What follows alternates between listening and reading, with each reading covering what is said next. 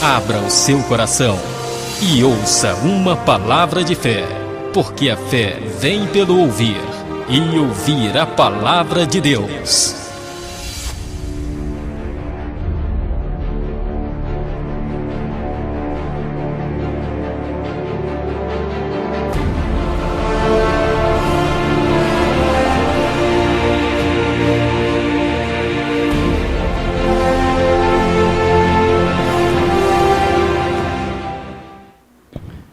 Marcos capítulo 5, verso 21 até o versículo de número 24.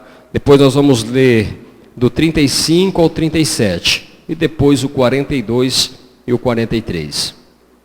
E passando Jesus outra vez num barco para o outro lado, ajuntou-se a ele uma grande multidão, e ele estava junto do mar. E eis que chegou um dos principais da sinagoga, por nome Jairo, e vendo-o, prostrou-se a seus pés, e rogava-lhe muito, dizendo: minha filha está moribunda, rogo-te que venhas e lhe impõe as mãos, para que sare e viva. E foi com ele, e seguia-o uma grande multidão que o apertava. E certa mulher que havia 12 anos tinha um fluxo de sangue, e que havia padecido muito com muitos médicos, e despendido tudo quanto tinha, nada lhe aproveitando isso, antes indo a pior, ouvindo falar de Jesus, veio por detrás, entre a multidão, e tocou na sua vestimenta. Porque dizia: se tão somente tocar nas suas vestes, sararei. E logo se lhe secou a fonte do seu sangue, sentiu no seu corpo estar já curada daquele mal. E logo Jesus, conhecendo que a virtude de si mesmo saíra, voltou-se para a multidão e disse: quem tocou nas minhas vestes? E disseram-lhe os seus discípulos: vês que a multidão te aperta e dizes: quem me tocou? E ele olhava em redor para ver a que isto fizera. Então a mulher, que sabia o que lhe tinha acontecido, temendo e tremendo, aproximou-se e prostrou-se diante dele e disse-lhe toda a verdade. E ele lhe disse: filha, a tua fé te salvou. Vai em paz e ser curada deste teu mal. Estando ele ainda falando, chegaram alguns do principal da sinagoga, a quem disseram: a tua filha está morta. Para que enfadas mais o mestre? E Jesus, tendo ouvido essas palavras, disse ao principal da sinagoga: não temas, crê somente. E não permitiu que alguém o seguisse, a não ser Pedro, Tiago e João, irmão de Tiago. E tendo chegado à casa do principal da sinagoga, viu o alvoroço e os que choravam muito e pranteavam. E entrando, disse-lhes: por que vos alvoroçais e chorais? A menina não está morta, mas dorme. E riam-se dele. Porém ele, tendo-os feito sair, tomou consigo o pai e a mãe da menina e os que com ele estavam. E entrou onde a menina estava deitada. E tomando a mão da menina, disse-lhe: Talita cumi, que traduzido é: menina, a ti te digo, levanta-te. E logo a menina se levantou e andava, pois já tinha 12 anos, e assombraram-se com grande espanto. E mandou-lhes expressamente que ninguém o soubesse, e disse que lhe dessem de comer. Essa passagem, esse milagre, nos ensina algumas coisas de extrema importância, que eu já tive até a oportunidade de estar ministrando dentro desse contexto bíblico, e eu pude aprender muitas coisas aqui com este homem e com esta menina, com Jairo e sua filha. E uma das coisas que nós aprendemos aqui de imediato é sobre a questão da demora da resposta de Deus, porque nem sempre Deus responde da maneira que a gente quer. Quando nós precisamos de um milagre, precisamos de uma bênção, de um socorro, quando nós pedimos algo para Deus, Ele tem 3 formas possíveis de nos responder. Deus pode nos responder imediatamente com um sim, Deus pode nos responder imediatamente com um não, ou Deus pode simplesmente se calar e não responder nada. E eu costumo dizer que às vezes é melhor ouvir o não de Deus do que não ouvir resposta nenhuma. Mas eu entendo que quando Deus não responde, é porque Ele está pensando no seu caso. É porque Ele está trabalhando o seu caso. E quando Ele agir no tempo dele, então o milagre será grande. É que, olhando para a nossa ansiedade, para a nossa carne, quando nós pedimos, nós queremos já ouvir um sim. Ninguém pede algo para ouvir um não. Queremos ouvir um sim. Mas quando alguém já diz não de imediato, você fala, bom, já disse não mesmo, fazer o quê? Vamos correr atrás do prejuízo. Mas quando a pessoa diz, eu vou pensar, aí a gente fica naquela ansiedade. E agora, será que ele vai pensar no sim? Será que vai pensar no não? Será que vai dar certo? Será que não vai? E nós vamos aprender aqui que Jesus, Ele mostrou isso para nós dentro do contexto, na vida desse homem chamado Jairo. Mas vamos entender que Jairo, ele não era uma pessoa como qualquer outra pessoa. Diga assim, Jairo era diferente. Por que Jairo era diferente? Porque a Bíblia diz, esses dias passou aqui o pregador pregando sobre isso também, que a Bíblia diz que Jairo não era uma pessoa comum. A Bíblia apresenta ele como o principal da sinagoga. Havia uma sinagoga e Jairo era o principal dessa sinagoga. Ele era uma pessoa que se destacava entre a multidão. Jairo era o tipo de homem que aonde ele passava, todo mundo reconhecia Jairo. Todo mundo sabia quem era Jairo. Jairo era o tipo de homem que todo mundo queria ser. Jairo tinha o tipo de família que todo mundo gostaria de ter. Jairo tinha um tipo de vida que as pessoas corriam atrás para ter o tipo de vida que ele tinha. Jairo, se vivesse nos nossos dias hoje, ele seria uma das maiores autoridades dentro da nossa cidade. Quem olhasse para ele desde o menino, ia dizer, quando eu crescer eu quero ser igual Jairo. Quem olhasse para ele, tivesse a sua idade, ia dizer, que sorte grande teve Jairo, eu queria ter uma vida igual a ele. Por quê? Se Jairo tivesse aqui em Irapuã uma casa muito boa, a melhor casa seria que Jairo morava. Se aqui existisse carros de luxo, carro importado, o carro mais caro seria o carro que Jairo dirigia, irmão Caetano. Ele era o cara que tinha uma vida totalmente perfeita aos olhos humanos. Era o tipo de homem que todos nós iríamos querer ter uma vida como a dele. Não tinha como Jairo entrar num lugar e não ser notado. Se Jairo entrasse aqui, por exemplo, o lugar dele seria aqui entre as autoridades. Ele seria um homem honrado. Se Jairo chegasse em alguma solenidade na cidade, ele estaria entre as principais cadeiras. Ele era um homem notável. E diz a Bíblia que ele tinha uma filha. Quantas filhas? Nenhum filho homem, nenhum varão, apenas uma filha e nada mais.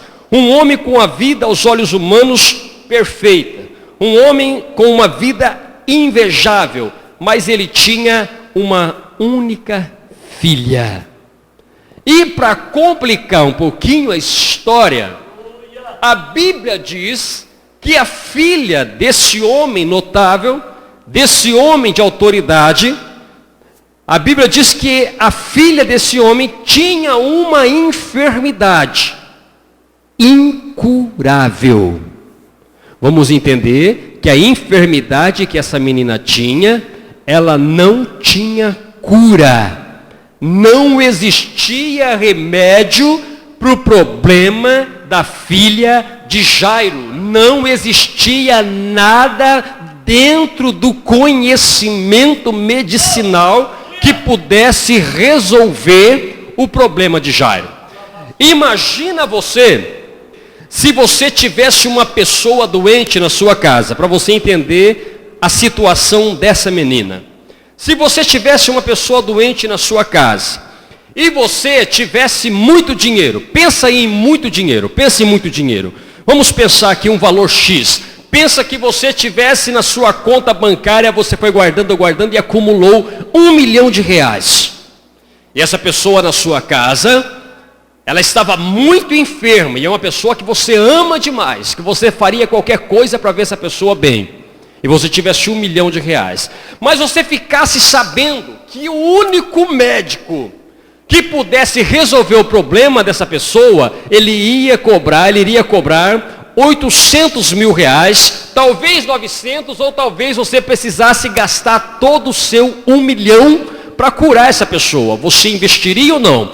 Você pagaria esse melhor médico? Você pagaria esse melhor tratamento, esse melhor hospital? Ou você ficaria numa fila do SUS? Você ficaria numa fila de hospital público, aguardando que alguém tivesse pena de você, sabendo que aquela enfermidade em pouco tempo levaria esse ente seu à morte? Você investiria no melhor tratamento, sim ou não? Só quem investiria, levanta a mão. Agora me fala uma coisa, você acha que Jairo, ele correu atrás dos melhores médicos com a influência que ele tinha?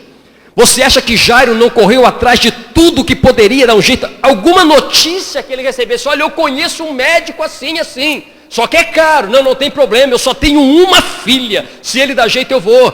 De repente o médico dava o laudo, olha, doutor Jairo, vai me desculpar, não tem nada que eu possa fazer. Mas o senhor não conhece um outro médico? Olha, eu conheço um médico assim, assim, assim. O senhor pode tentar ir lá. Não, eu vou lá, leva a filha, consulta a filha, faz exames. Olha, não tem nada também, eu não consigo resolver o problema da sua filha. Infelizmente, não adianta eu pegar o seu dinheiro, gastar. A sua filha está com uma doença que não tem jeito.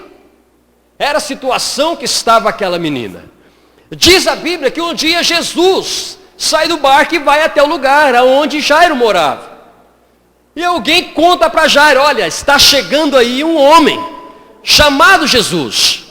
E eu já ouvi falar que ele curou enfermos, paralíticos, cegos, mudos, surdos, e fiquei sabendo até que ele já ressuscitou mortos. Jairo, por que você não procura esse moço? Por que você não vai até onde ele está? Diz que ele se chama Jesus. E ele faz grandes milagres. Procura por ele. Aleluias.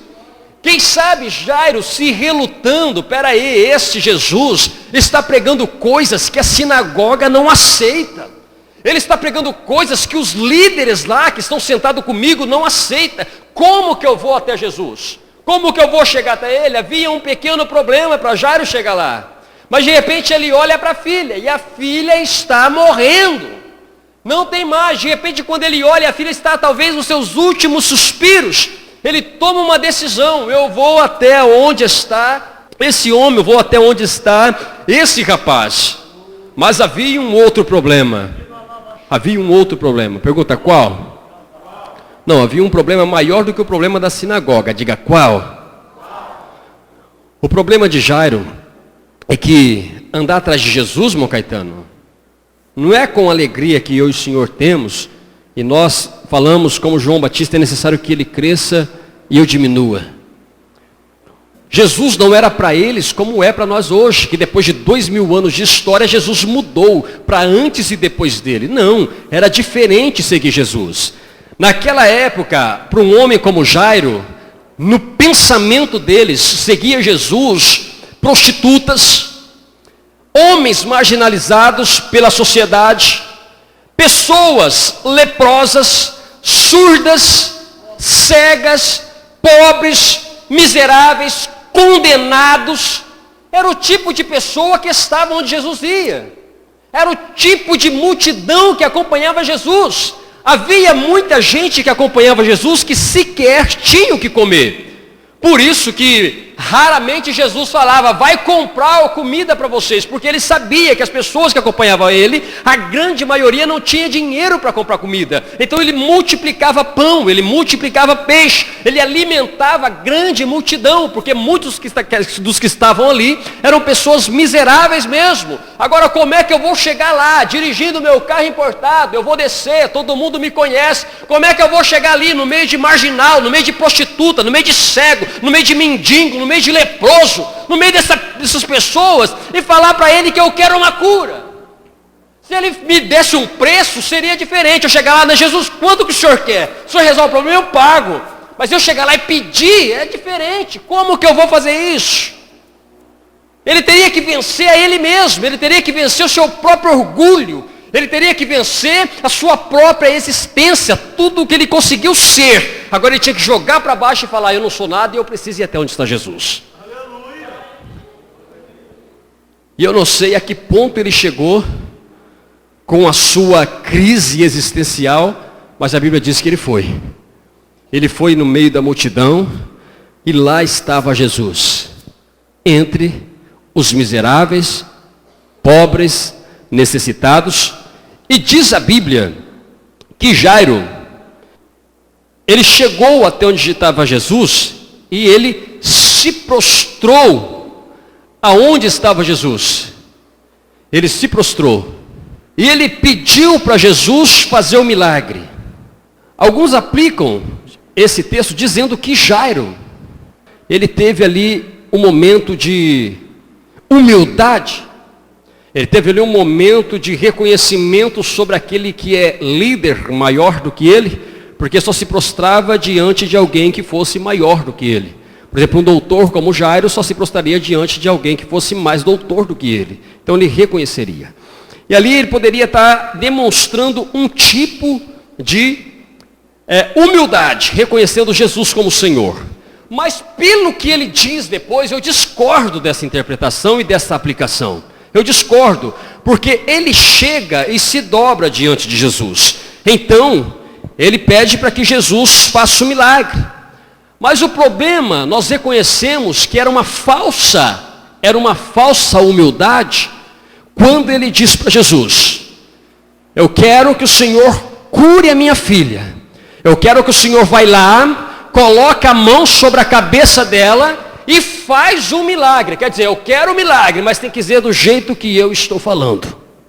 O nosso grande erro, às vezes, não é pedir algo para Jesus. Não, você pode pedir o que você quiser. Jesus pode ser que te dá, pode ser que não. Você pode pedir.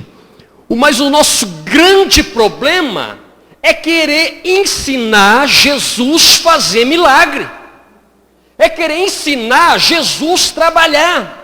É querer dizer para Jesus o jeito que você quer, a forma que você quer e a hora que você quer. E Jesus não é o gênio da lâmpada. Não se ensina a Jesus a fazer milagre. Você simplesmente fala, Jesus, eu estou com uma causa impossível e só o Senhor pode resolver. Se o Senhor não fazer, eu estou perdido. Só de Jesus dar atenção para nós, já é uma grande coisa. Mas muitos de nós ainda temos a cara de pau de colocar Jesus na parede, tacar na cara dele o dízimo que nós pagamos, tacar na cara dele a oferta que você deu, tacar na cara dele quantas poltronas dessa você pagou, como se isso obrigasse Jesus a te atender na hora que você está falando. Aí Jesus, como ele quis ajudar Jairo, ele quis. Diga assim, Jesus quis ajudar o Jairo.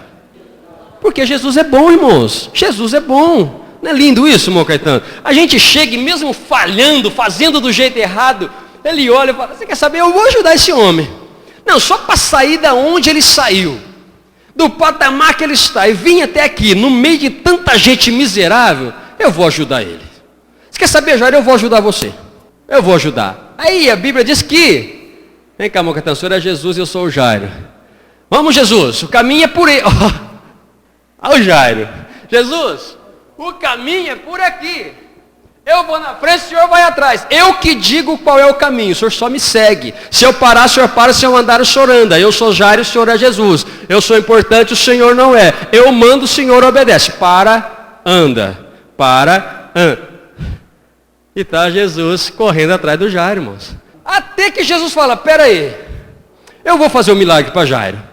Só que eu vou fazer não do jeito que ele pensa que tem que ser feito. Antes de eu curar a filha dele, primeiro eu quero curar ele. Ele precisa de um milagre muito maior do que a filha dele. Jesus falou, e eu já sei exatamente como é que vai acontecer. Quando Jesus imagina isso estou conjecturando, irmão, não está escrito na Bíblia.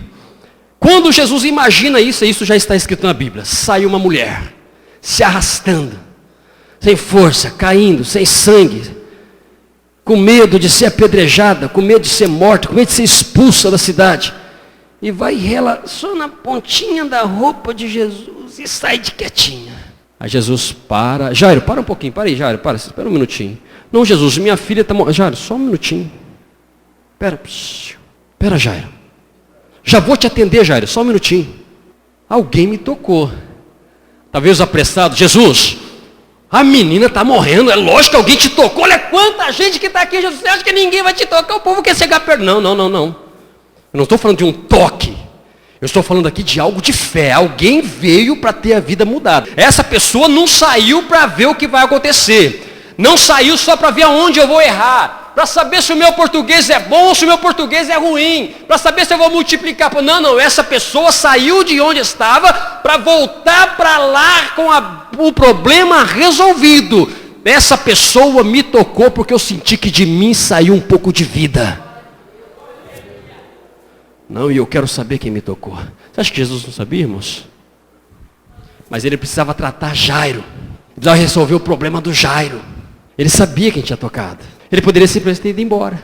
Ele poderia ter dado uma olhada para a mulher e dito assim: filha, ninguém viu, ninguém sabia de nada. Filha, tua fé te salvou, vai embora. Ele sabia, ele falou: não, mas alguém me tocou. De mim saiu virtude, viu, Jairo? Ninguém mandou eu fazer do jeito que quer, não. Alguém veio e tocou em mim crendo, pedindo misericórdia com um toque. Aí a mulher com medo sai do meio da multidão e fala: Senhor, fui eu. Como é que nós sabemos a história dela? O que estava acontecendo? Ela contou. A ela revelando a vida de Jairo. Senhor, na verdade, Senhor, eu cheguei até aqui porque eu estava com um problema que nenhum médico na terra podia resolver. Aí Jairo: rapaz, essa mulher está com um problema igual ao meu. Aí Jesus: filha, e faz quanto tempo que você está sofrendo com esse problema? 12 anos. Quantos anos tinha a filha de Jairo?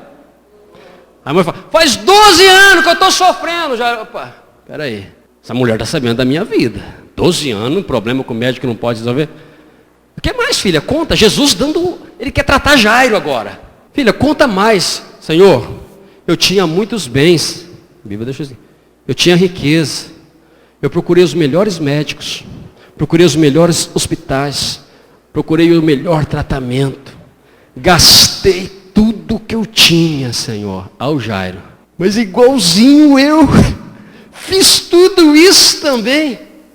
Jesus está tratando a vida de Jairo. Essa mulher entrou aqui, não foi por acaso. Estava contando sobre Jairo, ela entra no meio da história para depois voltar a Jairo de novo. Aqui Deus está tratando com Jairo. Antes de curar a filha, tem que curar o pai. E eu gastei tudo o que eu tinha com os médicos. Filha, e nada resolveu, Senhor. Até o dia que eu resolvi sair da dependência daquilo que eu tenho.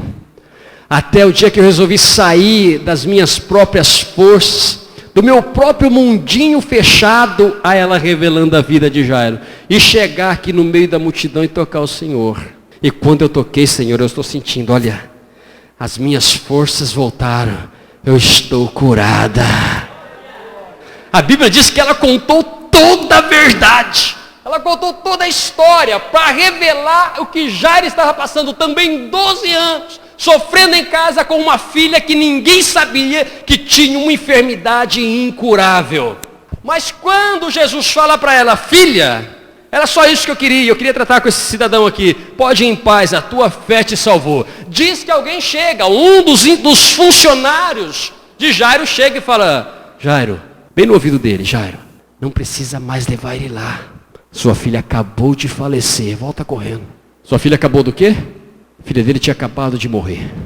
Aí Jesus, ouvindo, disse: Jairo, não temas, crê somente. Você vai aprender uma coisa que você nunca aprendeu em nenhuma das escolas que você passou. Isso eles não ensinam lá na sinagoga, viu? Não temas, crê somente. A notícia precisava colocar Jairo no lugar dele, porque enquanto a menina estava viva, respirando, ele quis escolher o milagre, escolher o jeito que Jesus ia fazer. Mas agora com a filha morta, ele não tem mais nada a perder. Agora tanto faz chegar daqui a 1 minuto, chegar daqui a 1 hora, ou chegar daqui a 1 dia. Agora, aquele problema colocou Jairo aonde Jesus queria. Você reparou que às vezes acontece isso conosco? Quando nós estamos pensando que pode ser do nosso jeito, chega uma notícia ruim aos nossos ouvidos, chega um problema que nós não conseguimos resolver. Sabe por que que isso acontece? Porque Deus permite qualquer situação que for necessária para nos colocar exatamente no lugar que Ele quer. Se for necessário você ficar desempregado para reconhecer Deus, Ele vai permitir que você fique desempregado. Se for necessário que você ande a pé para reconhecer quem é Deus, Ele vai permitir que você ande a pé. Se for necessário que a enfermidade entre na sua casa para você reconhecer quem é Deus, Ele vai permitir que a enfermidade entre na sua casa. Se for necessário que você passe necessidades para reconhecer quem é Deus, Ele vai permitir. Ele vai permitir a notícia ruim chegar na sua porta. Mas Ele não vai deixar a notícia ruim te derrubar. Ele vai olhar para você e falar: eu só deixei para te colocar onde eu queria. Mas não tema, crê somente. Aí Jesus fala: Jairo, agora sim, agora você está exatamente aonde eu queria, Jairo. Agora eu sei que você não tem pressa, já disseram para você o que aconteceu lá na sua casa. Agora é comigo, viu, Jairo? Agora eu vou na frente e você vai atrás. Agora eu ando e você me segue. Agora se eu mandar parar, você para. Se eu mandar andar, você anda, tá? Eu vou e você me segue. Eu sou guia e você é só o seguidor. Agora está do meu jeito, Jairo. Mas eu vou resolver o teu problema. Senta lá. Mas eu só quero que vai comigo quem crê em milagre. Pessoas de fé pequena eu não quero. Não quero ninguém dessa multidão atrás de mim. Só quero comigo Pedro, Tiago, João e Jairo. Só quem ainda crê em milagre. Pessoas que só vieram para ver o que vai acontecer, não vai andar atrás de mim. É só quem crê em milagre. Irmãos, a multidão pode até procurar Jesus, mas só é convidado a segui-lo quem crê que Ele opera o sobrenatural. Você crê que Ele pode operar o sobrenatural na sua casa, na sua família, na sua vida financeira, esse problema que não tem jeito? Se você crê em sobrenatural, hoje Ele está te convidando: me siga, e você verá o que olho nenhum ainda viu. Aleluias. Vamos, Jairos, vamos para sua casa. Pedro, Tiago, João, ainda crê em milagres? Sim, Senhor, vamos embora. Então vamos. Agora a coisa é séria. Vamos até onde está a casa do moço, a casa do Jairo. Chega lá na casa do Jairo, o que acontece? Ele encontra um monte de gente chorando. Mas não eram pessoas chorando de tristeza. Não eram pessoas comovidas pelo problema da menina. Eram pessoas chorando por dinheiro. Tinha isso, irmãos. Tinha isso. Irmãos, Jairo era um homem que não precisava de ninguém chorar por ele, não. Pelo contrário, ele ia ter pessoas falar: bem feito, olha lá o mitidão, perdeu a filha, vai exibidão, vamos ver o que ele faz agora. Mas quando Jesus chega, tinha um monte de gente chorando, lencinho, gritando. Jesus chega e fala assim: irmãos, sabe o que a Bíblia diz, irmãos? Cala a boca todo mundo, não está acontecendo nada aqui. Irmão, você acha que se essas pessoas estivessem realmente comovidas, ele ia mandar calar a boca? Você acha que Jesus é tão carrasco? Ele sabia que era tudo choro falso, era carpideiras que estava lá. Pessoas contratadas para chorar, para fazer tumulto no velório. Falou: chega de palhaçada, chega, cala a boca. Eu sei que vocês não têm sentimento nenhum por eles mesmo. Cala a boca, todo mundo, para com essa choradeira. Chega! E por que vocês estão chorando? A menina morreu. Quem morreu? A filha do Jairo. Quem falou que ela morreu? Ô Jesus, não informaram o senhor não, Jairo? Ninguém informou. Olha, vocês não entendem de milagre. Eu quero que todo mundo saia daqui. Saia, saia, saia, saia. A menina não está morta. A menina só está dormindo. Olha eu provando o que eu estou falando. Aquelas pessoas que estavam chorando, imediatamente, diz a Bíblia, que começaram a rir. Mas que choro desgraçado que é esse? Que até 1 minuto estava chorando e começou a dar risada. Choro falso, irmãos. Tem gente, irmãos, que finge que gosta da gente. Tem gente que finge que se dói com o nosso problema, mas lá dentro está dizendo assim: bem feito, miserável. Vem cá, Gabriel, vem cá. É mais ou menos assim: Ô Gabriel, que problema que você está passando? Rapaz, eu estou orando para você na madrugada, como que eu quero esse problema ser resolvido? Vou continuar orando, vou fazer a campanha na igreja, vou levar um pedido de oração, vou pedir para os irmãos te abençoar, tá? Meu irmão Caetano, o problema que ele está passando, mas também metido, exibidinho, filhinho de papai, está passando por isso, é prova de Deus, está para chegar num lugar que quer, miserável, tem que aprender mesmo. Deus trata, Deus está tratando. É mais ou menos esse tipo de gente, irmão. Pessoas fingidas, hipócritas, mentirosas, falsas. Mas sabe o que Jesus vai falar com essas pessoas falsas que estão ao nosso redor? Saiam daqui, que agora o negócio é comigo. Para você é um grande problema, para você é morte. Para mim não tem problema nenhum, para mim é só um soninho que ela está tirando. Pedro, Tiago, João, vamos comigo. Eu quero a mãe e o pai da menina, só, mais ninguém. Quem não crê em milagre, quem não se interessa pelo problema deles, a quem não interessa nada disso que está acontecendo, não precisa me acompanhar. Eu só quero aqueles que ainda creem em milagre. E diz que Jesus subiu lá no quarto. Jesus não fez nenhuma grande oração. Jesus não fez nenhuma grande invocação, um grande tumulto, não gritou, não berrou.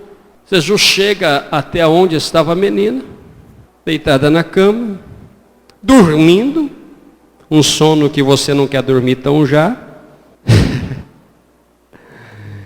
Menina, eu estou dizendo, levanta.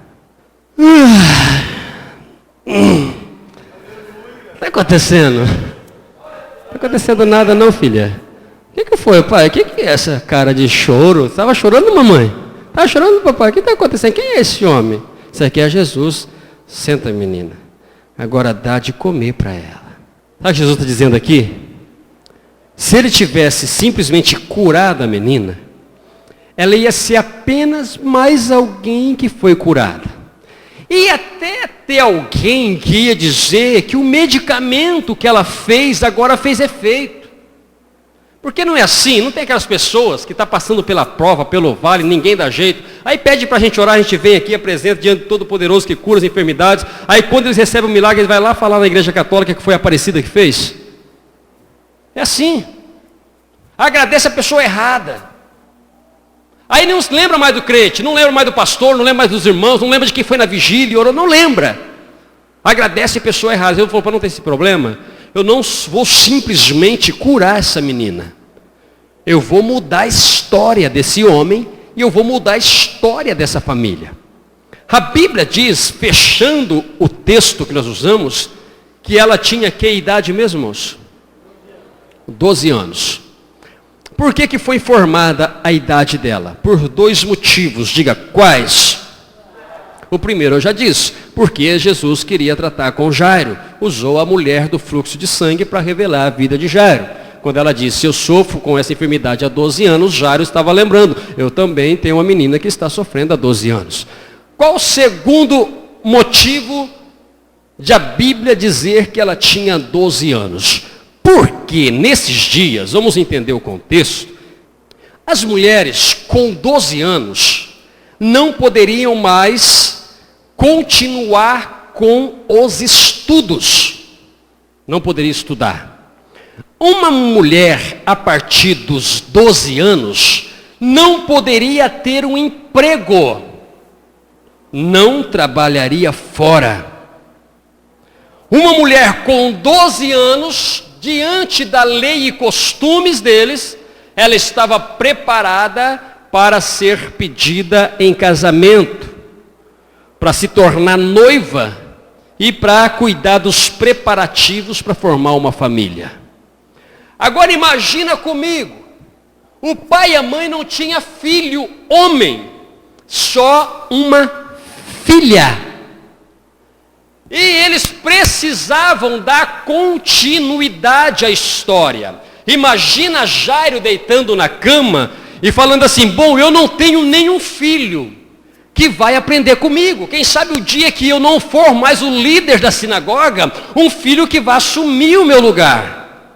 Eu não tenho, mas eu quero que isso se realize, nem que for com os meus netos, para dar continuidade à minha história. para dar continuidade ao meu nome. E talvez a mãe aguardava ansiosa o momento em que a filha chegasse aos 12 anos, a idade permitida pela lei para que ela se tornasse noiva, para que ela criasse uma família. Imagina a mãe fazendo os enxovais, os preparativos, a lista de convidados, cuidando de tudo certinho, o que vai comer, o que vai beber, como vai ser a festa, como vai ser as vestes que a menina vai usar. Mas de repente, faltando apenas menos que um ano, talvez menos que um mês, a menina falece. Ali não morreu simplesmente uma menina, morreu o sonho de uma mãe, morreu o sonho de um pai, morreu uma história, morreram projetos, morreram sonhos junto com aquela menina, porque era filha única. Mas Jesus chega e fala: menina, a ti te digo, levanta. Ele fala para a mãe e o pai: dá de comer. É mais ou menos assim: todo aquele sonho que você tinha, aquele projeto, aquela história, hoje eu trago de volta. Hoje eu ressuscito, eu mudo a vida, eu mudo a história dessa família, eu mudo a história dessa casa. Mamãe, pode continuar sonhando. Papai, pode continuar sonhando. Moça, pode continuar sonhando, porque hoje eu vim aqui não apenas para curar uma enfermidade, não, eu vim aqui para mudar a história de uma família. O que eu tenho é muito mais que uma cura, o que eu tenho é uma ressurreição, é uma mudança de quadro, é uma mudança de vida, é uma nova história. Jairo, a partir de hoje você é um novo homem. Mulher, a partir de hoje você é uma nova mulher. E moça, a partir de hoje, continue sonhando. Levanta, filha. Aleluias. Jesus é tão bom, irmãos, que se Ele fizer do jeito que eu quero e na hora que eu quero, será só um milagre. Mas se eu conseguir aguardar o tempo de Deus e fazer do jeito que Ele me mandar, então a minha vida inteira será completamente mudada. Quem vai esperar que o tempo de Deus diga: eu vou. Deus abençoe sua vida em nome de Jesus.